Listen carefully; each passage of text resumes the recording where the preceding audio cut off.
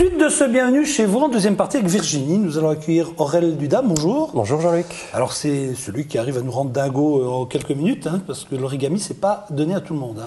Si, mais ça demande un petit peu d'investissement. Non, c'est pas donné à tout le monde. Si Jean-Luc, parce que c'était 3 jours pour faire ça moi. Lui il l'a fait en 10 secondes. Oui, mais c'était un art populaire, dites-vous bien à la base. C'est ça.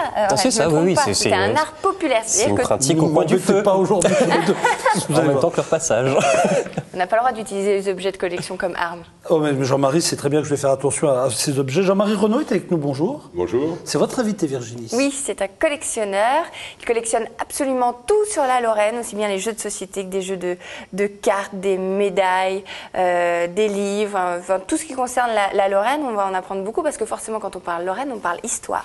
Et ça, forcément, on en parlera bien sûr tout à l'heure. Est-ce que ça, c'est une de vos plus belles pièces, ce que j'ai entre des mains ? C'est ce qu'on peut dire, oui. C'est les 200 ans de la place Stanislas, qui a été fabriquée, demandée par l'Académie de Stanislas, et c'est une des plus belles pièces, oui. C'est une originale, donc. C'est une originale, oui. J'ai eu la chance de tomber, en faisant une exposition, d'être à côté du fils du fondeur qui l'avait fait. Donc je suis sûr que c'est un original. Ah oui. Belle pièce. Authentique.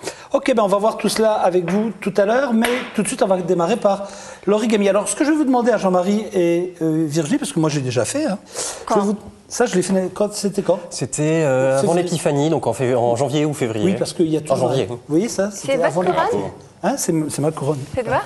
Ah oui. C'est juste pour ma tête. À la perfection. Bon, on arrête de se moquer maintenant? Non. Alors, regardez bien Jean-Marie et Virginie, parce que vous allez devoir refaire ce que va vous montrer Aurel. Alors, chers amis, si vous voulez être meilleurs que Virginie et Jean-Marie, bon, c'est pas simple. Non, c'est pas simple, vous faites bien de le dire.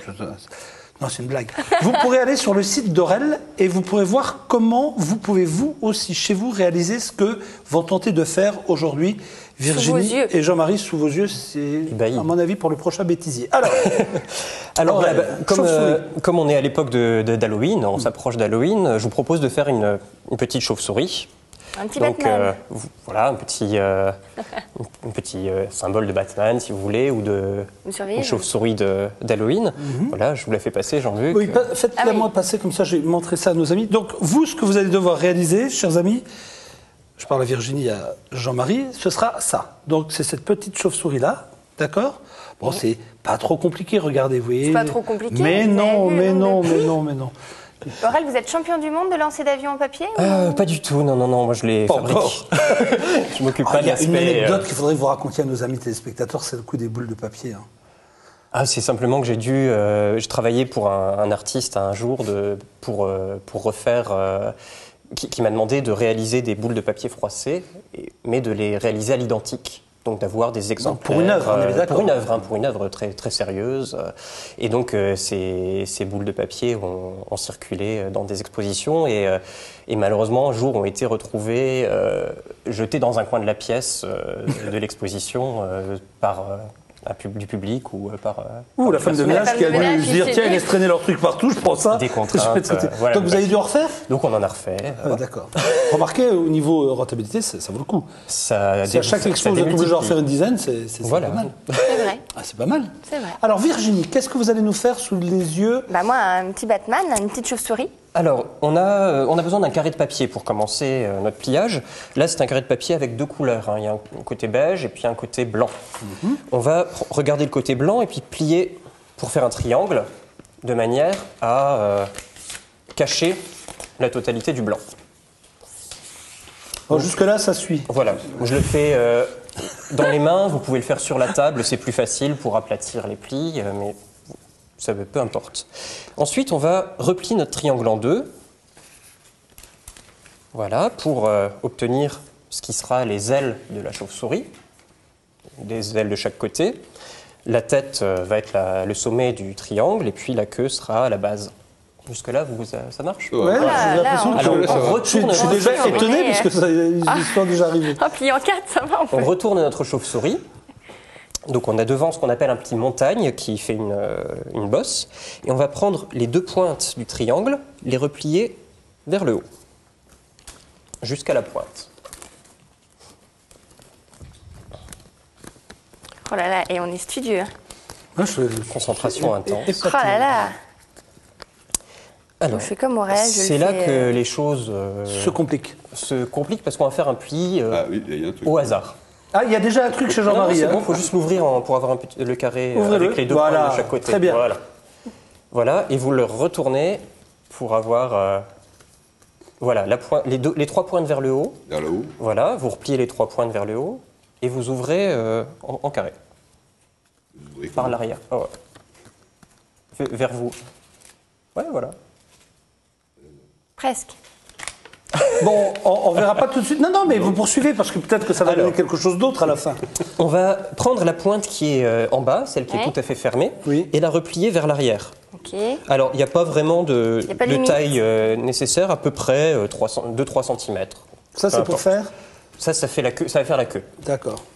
Vous voyez, derrière, ça nous fait le petit triangle.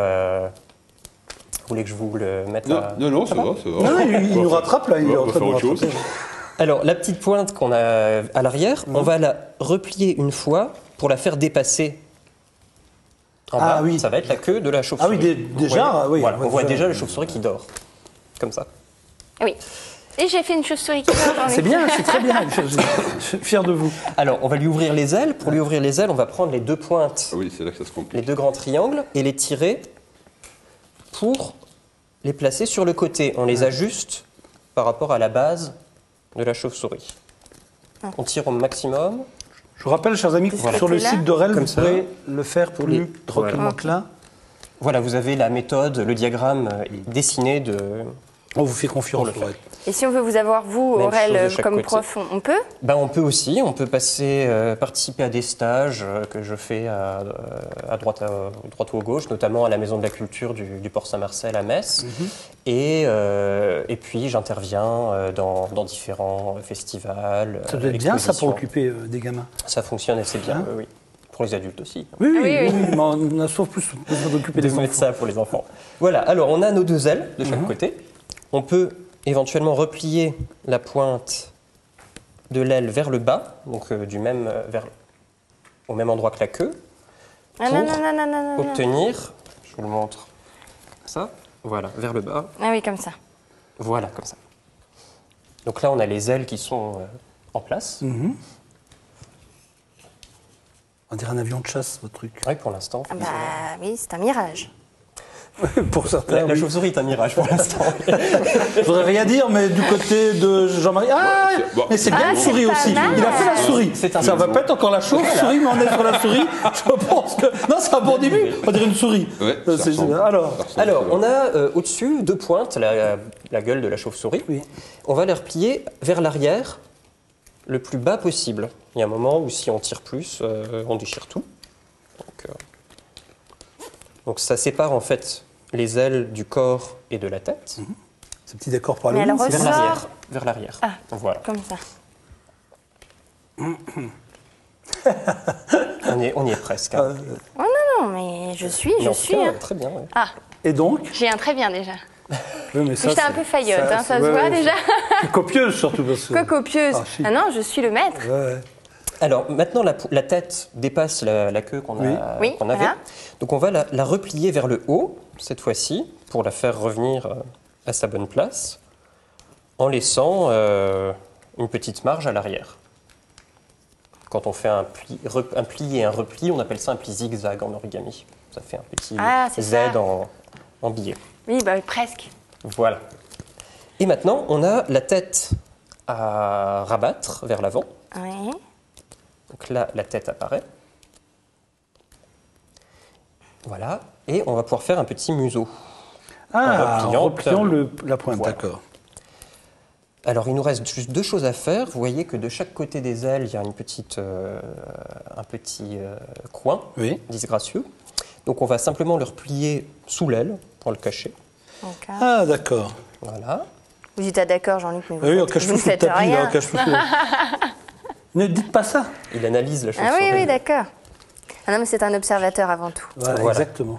Et donc Et pour terminer, on Oui. va marquer le pli qui passe sur tout le corps de la chauve-souris et la Ouais. tête pour bloquer les plis en place.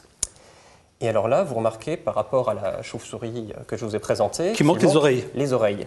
Moi, Alors là, j'avais- c'est... J'ai un problème avec ma queue. Alors, si vous le ce sera tout dans cette remarquez... émission. Voilà, chez eux. Ah voilà, merci. Voilà. C'est déjà rétabli. Merci. Et Voilà. donc là, ce pliage-là, c'est un pliage qui est fait pour être simple. Vous voyez, Même moi, je peux le faire. il est faisable. Voilà. Et du coup, les oreilles, c'est quelque chose de très compliqué à faire. Si on veut faire des petites pointes, il faudrait les sortir de loin. Donc là, on emprunte à une pratique primitive de l'origami qui était de mettre 2 coups de ciseaux pour ressortir oui, les oreilles. d'accord. Ah non. Voilà. Donc là, on va pas abîmer. On va cette la laisser chauve-souris. comme ça. Mais vous pouvez tout à fait faire vos petites oreilles avec 2 petits coups de ciseaux et puis remonter les. Donc voilà le résultat final. Voilà. Voilà ce que vous devrez obtenir si vous y arrivez. Jean-Marie, est-ce que je peux voir ce que vous avez fait? Oui, ça ressemble pas du tout. Merci. mais enfin, bon. Ah non, mais c'est une autre chauve-souris. Et celle de Jean-Marie, elle est plus, c'est une bonne grosse chauve-souris C'est contemporain. qui a du mal à voler, hein, parce Oui, que c'est là, elle a bien mangé. Ceci. Elle est un peu costaud. Elle n'arrive pas à décoller. Qu'est-ce qu'on dit? C'est un bon début. Ah, c'est un bon début. En tout cas, on voit que c'est une souris, non? C'est Et ça. vous, Virginie? Ah. Bah si, bah regardez la version. Vous avez fait des oreilles, vous m'avez pas montré les oreilles. Non, mais Virginie, on va dire que c'est pas mal comme Non, ce que vous avez fait regardez aussi. par rapport à celle d'Aurel. qui est à Ouais, non, mais côté. c'est vrai. C'est pareil. Parfaitement. C'est une question d'Aurel. Oh. Bravo, en tout cas, merci. Donc, si on veut le faire, vous nous conseillez d'aller sur votre site? Sur mon site, C'est quoi votre site? aurelduda.com. Aurel Duda? Aurel Duda, tout attaché. A-U-R-E-L? AURELEDUDA.com. Voilà, et on peut Et faire la voilà, même chose. il y aura à télécharger. Voilà, si vous voulez essayer, tenter. Si jamais vous réussissez quelque chose de bien, mettez-le nous sur notre site. Ce serait sympa qu'on puisse le montrer. Ben voilà, Tout et à l'utiliser en décoration pour Halloween. On va maintenant parler de buzz et surtout de vues sur le net avec Virginie qui nous a trouvé des choses un peu sympas cette semaine. Oui, on va parler bébés dans quelques instants. On en a déjà parlé hier. Ça cartonne toujours sur Internet. Soit les bébés, soit les chats. Donc aujourd'hui, c'est les semaines bébés. Mais avant, je vais vous parler d'un camion, russe. On va voir que les Russes sont vraiment pas comme nous. Ils ont d'autres pratiques, on va dire. Nous, on ferait pas ça, par exemple. Je ne sais pas, pour traverser, par exemple. Ah oui, il doit y avoir un pont quelque part, non? À moins qu'il n'y ait plus de pont. Quoi. Bah Parce que non. là, ou alors l'eau a tellement monté qu'il est sur le pont, mais on ne le voit pas. Du coup, c'est tout droit. Oh là, il a fait ça avec son camion citerne, lui. Oui. Ah ouais. Bah, il va aller de l'autre côté. Enfin bon, en même temps, c'est un camion citerne, on veut dire. Voilà, et sans souci, Ah ouais. il ressort Eh ben voilà. de l'autre côté. Pourquoi pas? Bah oui.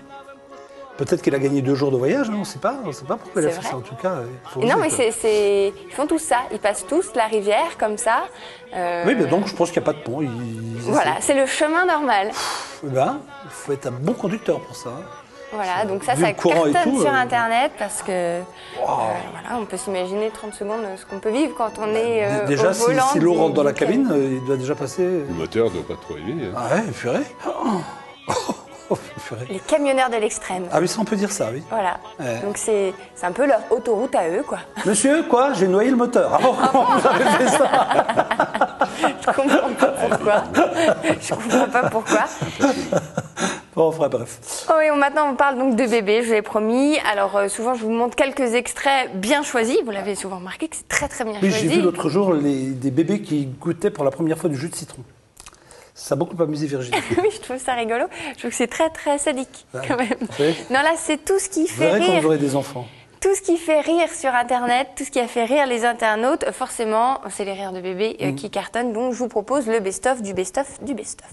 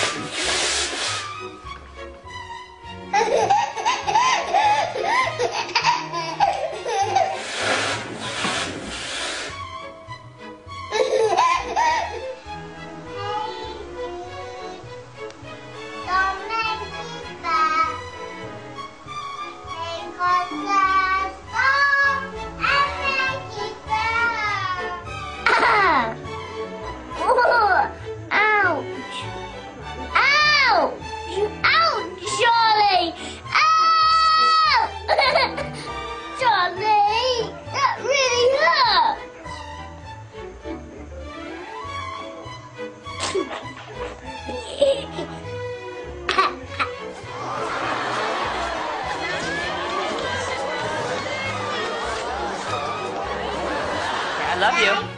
I love you too, but I don't like you all the time.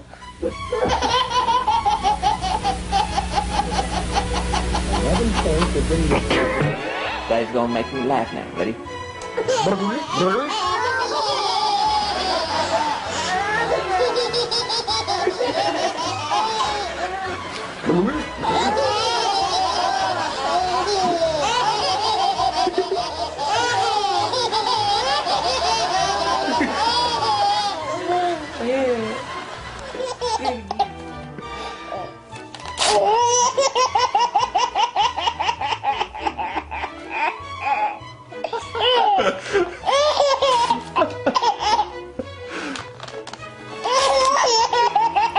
La maman avec les 5, c'est 5 ou 6 gamins que c'est 5.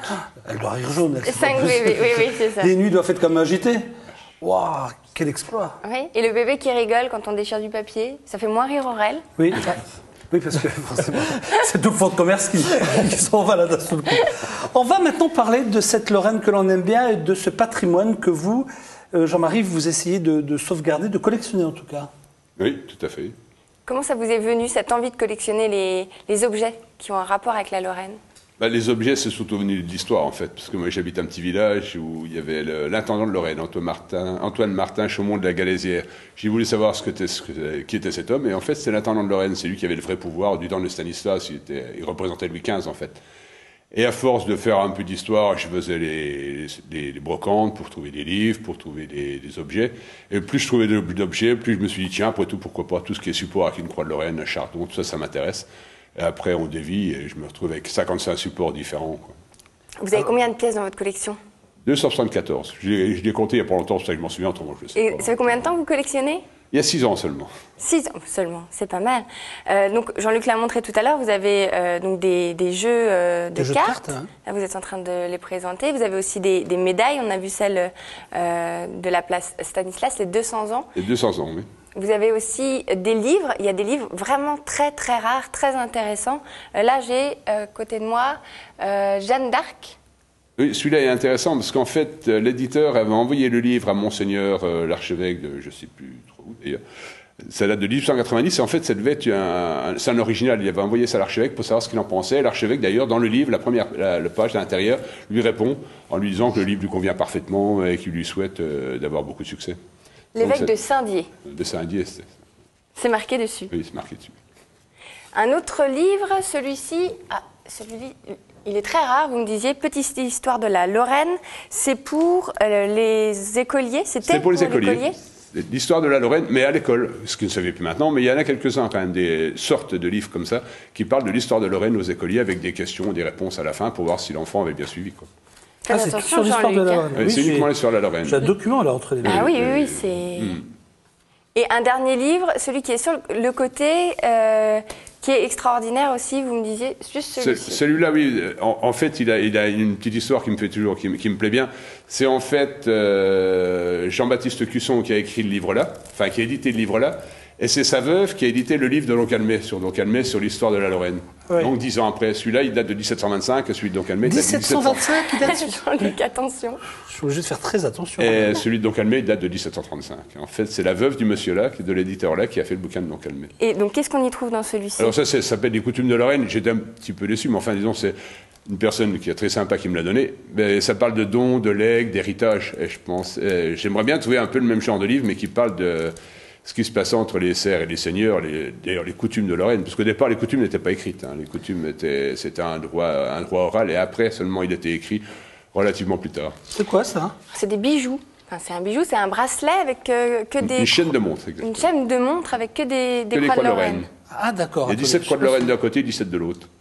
Ah oui, c'est tout fin. Oui, c'est pas facile à voir, je pense. Parce que des croix de Lorraine, vous en collectionnez énormément. on Énormément. voit, Tout ce qui est croix de Lorraine.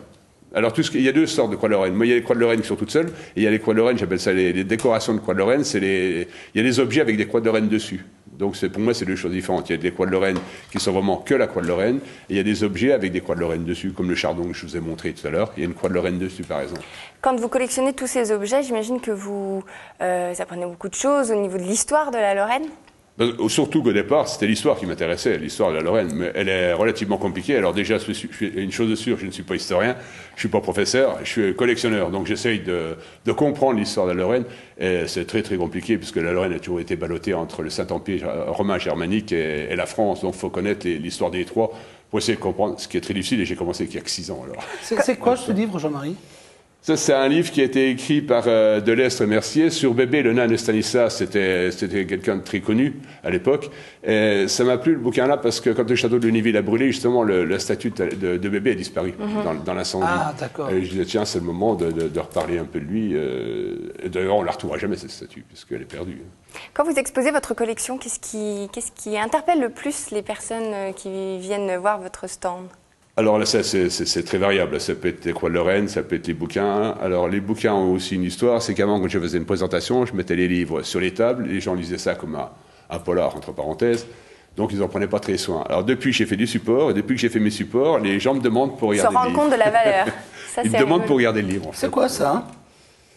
Ça, moi j'appelle ça un vide-poche, mais avec un chardon qui est magnifique, et il est presque aussi beau de l'autre côté. Il est super beau. Hein. Quand on le retourne, il est presque aussi beau. Attendez, je vais le montrer déjà comme ça à nos amis.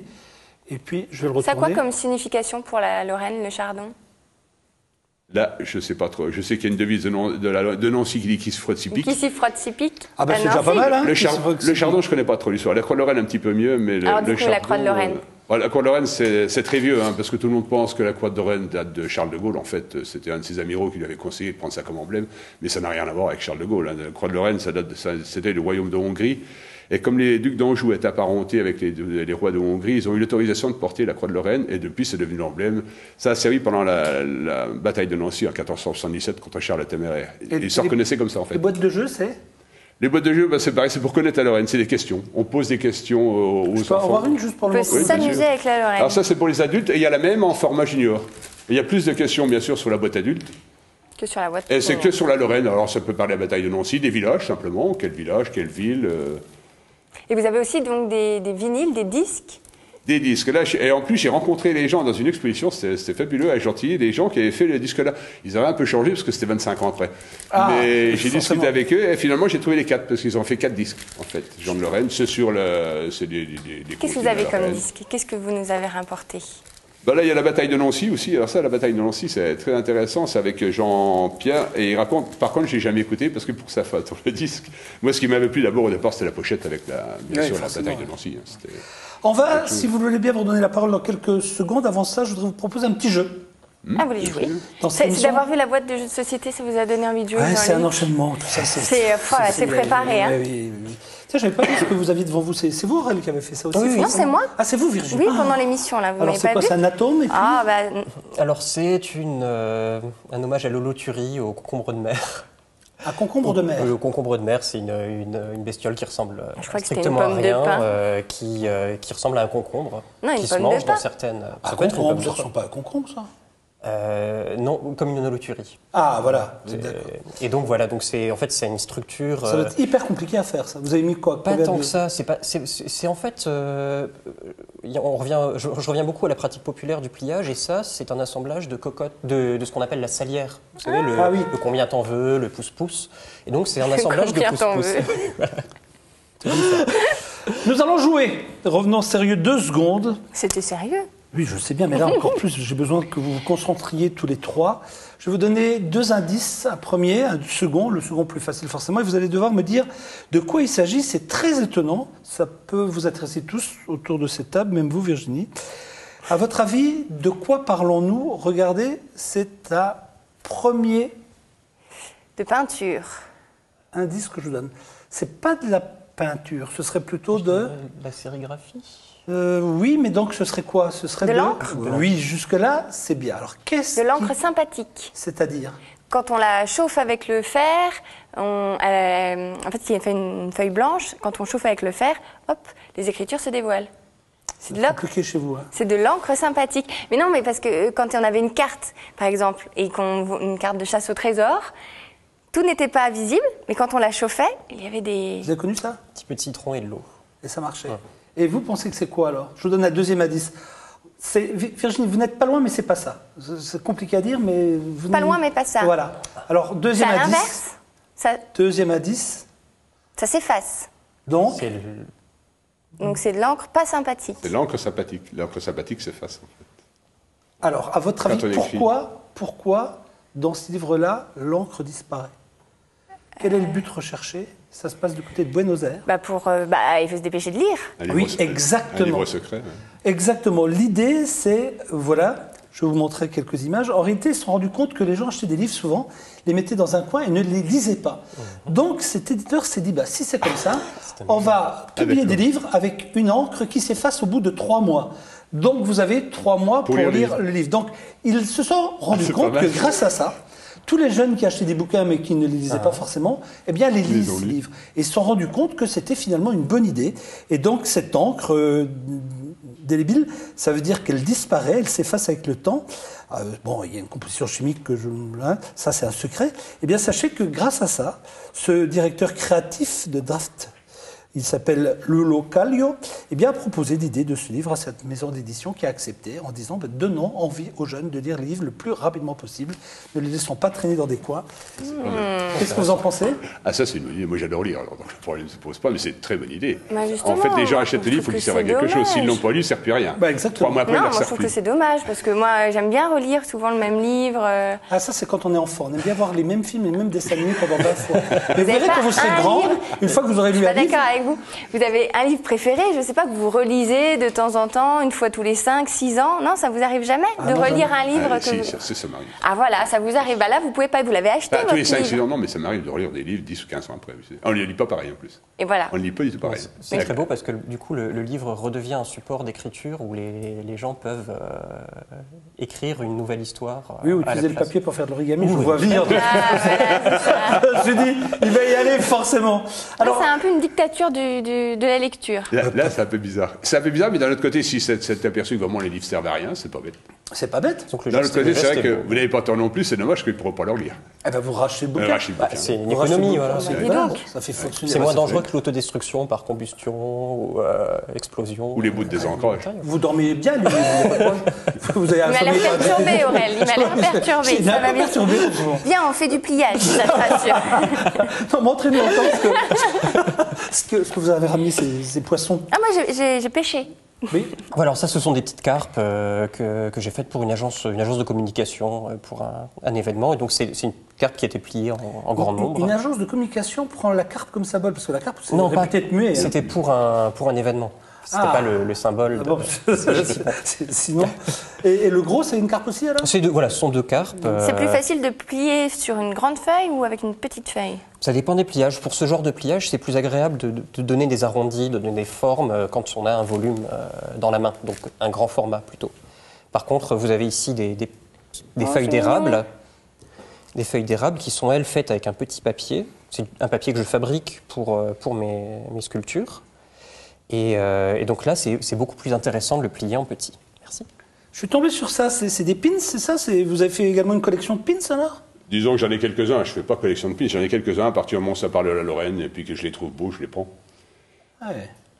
Et donc, si on a des téléspectateurs qui ont des pièces qui concernent la Lorraine, mais que ça n'intéresse plus forcément, si vous avez chez vous des choses qui traînent dans votre garage, ça peut intéresser Jean-Marie Renaud. Donc, vous n'hésitez pas, vous pouvez nous contacter sur Facebook, sur notre site internet. Vous pouvez nous envoyer un petit mail et puis on passera donc le message à Monsieur Renaud. Je suis sûre que ça lui fera plaisir. Merci à vous deux d'être venus nous voir. Merci beaucoup, Aurel. Merci, C'est un plaisir.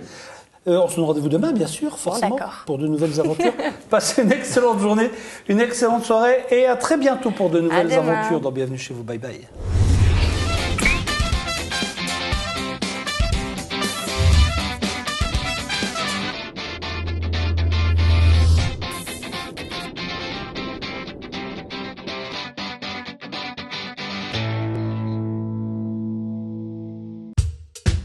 Avec mon groupe de musique, on veut aller au bout de l'aventure. Pour ça, on a trouvé quelqu'un qui nous écoute, qui nous soutient et qui nous fait confiance. Je suis Laurent, j'ai trouvé ma bande.